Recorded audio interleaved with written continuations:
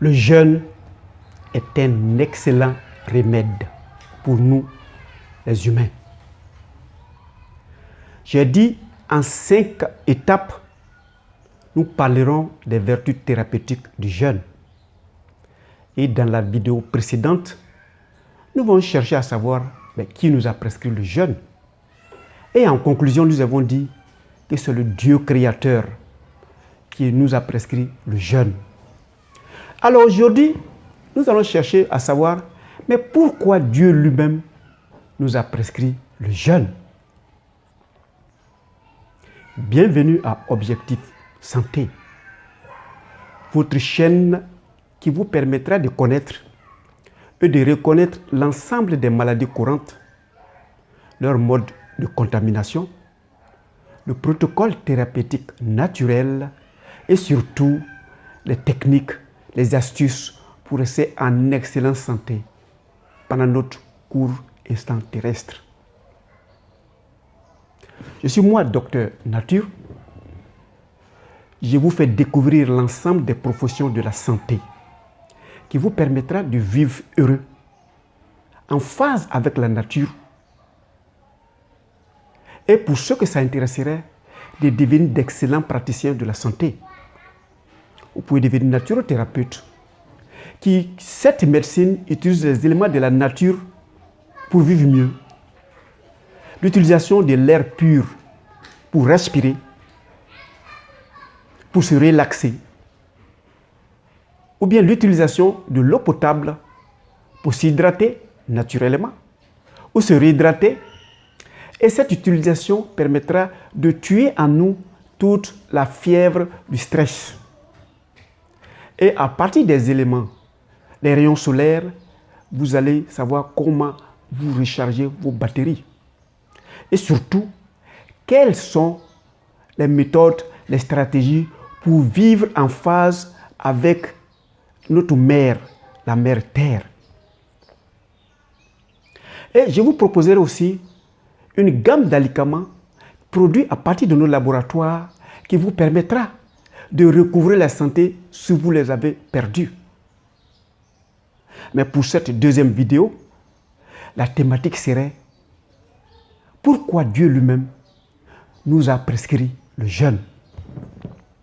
Pour répondre à ces questions, nous retournons dans l'histoire de la création de l'homme et de notre existence. Donc nous remontons quand Dieu nous a créés, nous les humains, nous étions au paradis. Nous vivions gracieusement au paradis. Rien n'était à acheter. Tout ce que nous achetons actuellement sur cette terre, tout était gratuit. Ici, nous payons des maisons. Pour nous déplacer, il faut qu'on paye. Pour boire de l'eau, il faut qu'on paye. Pour pouvoir avoir de la lumière, il faut qu'on paye. Et un jour viendra même, nous allons payer la facture de l'air. C'est-à-dire commencer avec les bonbons d'oxygène. Un moment viendra, pour que tu puisses respirer, tu vas payer. Avec l'avènement du monde, on réalise que l'oxygène se vend. Celui qui ne paye pas, évidemment, avec les maladies que nous avons, il sait à quoi s'en tenir. Nous les avons gracieusement. Et nous vivions dans la paix pour notre père Adam. Il avait tout. Il vivait là-bas avec Ève. Et puis ils ont fauté pour que des raisons que ce soit, ça n'est pas l'objet de la vidéo, ils ont fauté. Et Allah a décidé de les sanctionner.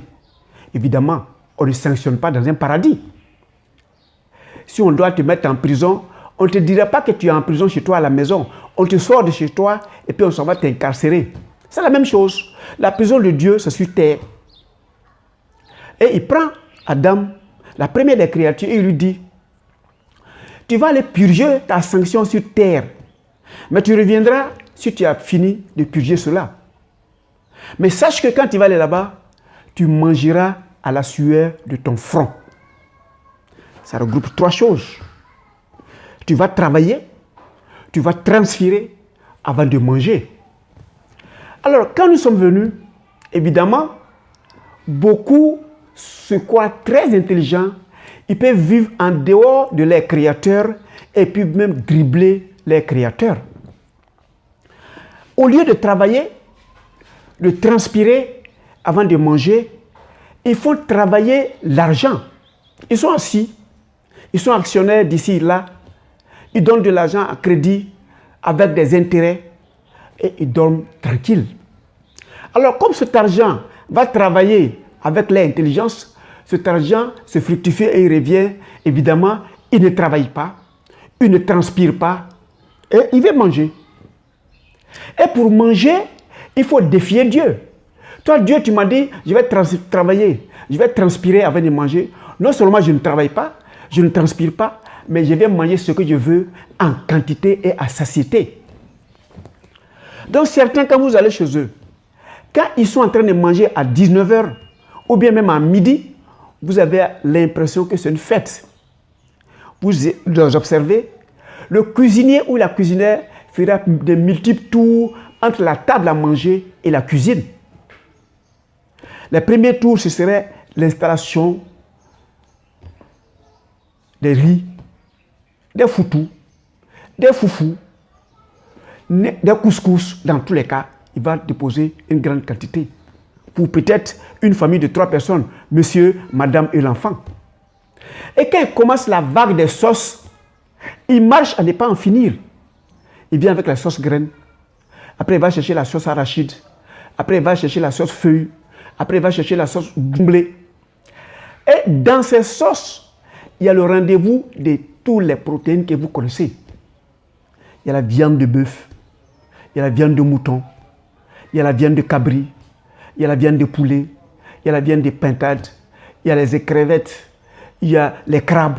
Tout ça se retrouve dans la sauce. Et il ajoute enfin des sucreries, comme on l'appelle, des canettes, qui eux-mêmes, quand on les ouvre, nous avertissent qu'ils ne sont pas contents. Tu l'ouvres, pourquoi tu m'ouvres? Et quand on finit de manger dans ce soir du sang copieux, on se débrouille, on va se coucher dans sa chambre climatisée. Parce qu'on ne doit pas transpirer. Dieu a dit qu'on va transpirer. Moi, je suis capable de ne pas transpirer. Et puis toi, Dieu, tu ne peux rien. C'est ce que tu penses. Dans un lit bien moelleux, pH 10, pH 7, il met le climatiseur en marche et il dort. Il ronfle. Pendant qu'il dort, l'intestin, l'estomac, en fait, son ventre est en train de travailler. Et le ventre va travailler pendant 12 heures de temps. Il n'a pas encore fini de digérer tout ce mélange qu'il a fait. Alors, pendant qu'il dort, il croit qu'il se repose. Non, tu ne te reposes pas. Parce que ton estomac est en train de travailler, tes intestins sont en train de travailler, ton ventre est en fonction. Et tous tes systèmes de défense sont tapissés, tout le tube digestif. Tous les policiers, les douaniers, les gendarmes qui sont dans vos corps, les militaires qui sont dans vos corps, ils sont occupés à suivre la digestion. Donc de la bouche jusqu'à votre anus, ils sont occupés. Et l'ensemble de vos énergies sont tapissées de votre bouche à votre anus. Si une guêpe vous pique en ce temps-là, le poison de guêpe va vous tuer. Parce qu'il n'y a pas de défense. Toutes vos dépenses, vos énergies sont occupées à digérer ce que vous venez de manger. Alors, comme on est conscient qu'on a défié Dieu et on ne sait pas ce qui nous attend, mais on se prépare. Mais où on est sûr, on a une maladie de civilisation, on a une maladie de génération qui va nous attaquer. Ça, c'est sûr. Parce que déjà, quand nous sommes en train de dormir, ben nous ronflons. Parce que ce mélange-là est en train de se débrouiller, le corps est en train de se battre, comme il va digérer tout ce mélange-là. Donc, vous êtes en train de ronfler, vous bavez. Et les processus des maladies de génération sont en train de s'installer progressivement dans vos vies. Ça vous traînera 1 semaine, 1 mois, 1 an, 2 ans, 5 ans. Mais c'est que vous êtes sûr, vous allez faire une maladie qui va vous traîner, vous trimballer tout le restant de votre vie. Alors, comme nous savons que nous avons défié Dieu et que nous allons prendre les conséquences, évidemment, quand nous nous réveillons, pour ceux qui mangent comme ça, ils prennent déjà les précautions. D'après eux-mêmes, je m'avais m'assuré. Alors, ça va signer une assurance santé. Mais l'assureur, lui, va gérer ton fonds. en attendant que tu tombes malade, la maladie qui va te tuer. Et quand il finit, le Seigneur lui dit, trouve le médecin qui va détecter le mal que toi-même tu as choisi d'envoyer dans ton corps. Donc, il va s'offrir un médecin de famille. Et il le dit avec beaucoup de joie, mon docteur de famille. Oui, c'est lui qui va détecter la maladie qui va me tuer. Évidemment, le médecin, lui, ne dort plus. Puisque tu me payes pour ça, je souhaite même que la maladie soit grave pour augmenter mes honoraires. Il va transformer le pharmacien de son quartier en un ami. Ce n'est pas ton ami. Tu sais que la maladie va chauffer. Le médecin va venir prescrire. Lui n'a pas le médicament. Tu vas prendre l'ordonnance pour aller courir vers le pharmacien qui, lui, c'est une boutique, lui vend ses médicaments. Donc tu lui diras, voisin, donne-moi ton adresse, donne-moi ton numéro de téléphone. Il ne faut jamais éteindre ton cellulaire. Parce qu'un jour viendra, j'aurai besoin de toi, je vais t'appeler. Ah bon, donc tu as bien réfléchi. Évidemment, un jour viendra où tu tomberas dans les paumes. La maladie va s'installer progressivement. Comme il refuse que son intestin se repose, son estomac se repose, qu'ils sont en train de travailler tout le temps, un jour, ils vont se détracter. Une maladie va s'installer ou dans l'estomac, ou dans l'intestin, ou dans l'anus, ou dans la bouche, ou dans la gorge. Et il va appeler son médecin de famille, qui lui va diagnostiquer la maladie qui s'installe. Évidemment, c'est une maladie de civilisation. Ça peut être une carie dentaire, tous ses dents sont pourries, malgré qu'il se brosse tous les jours. Ou bien il fait une hypertension artérielle, c'est le cœur qui commence à être fatigué. Ou bien il va faire une obésité, il a grossi. Pour se déplacer même, avec son tas de chair là, il a tous les problèmes pour se déplacer. Ou bien il va faire un diabète. On lui dira, tu as mangé tellement de sucre, il faut arrêter de manger des sucres. Ou bien il va faire des gouttes, vous le voyez comme un lépreux. Pour se déplacer, c'est palable. Il va dire que je ne peux pas plier le genou. C'est mes articulations qui me font mal. Évidemment, le surplus de vos protéines sont en train de s'installer au niveau de vos articulations. C'est ce que Dieu a vu. Dieu connaît ces gens. Et il a vu qu'ils sont en train de le désavouer. Ils refusent de travailler. Ils refusent de transpirer et ils mangent à satiété. Donc Dieu a vu, si ceux-là, je ne leur ai pas prescrit le jeûne, un jour, la nourriture va les détruire.